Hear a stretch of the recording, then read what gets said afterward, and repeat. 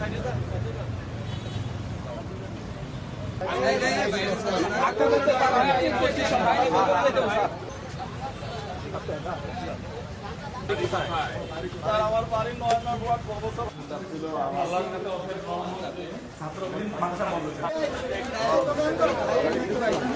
সমস্ত সন্ত্রাসের সাথে কোনো পক্ষ আমরা চিনব না। এটা ফেসিবাদের সময় না, এটা জনগণের সময়। যারা যারা জড়িত তাদের ব্যবস্থা সরকার নিবে, আইন যা বলে সেই হিসাবে।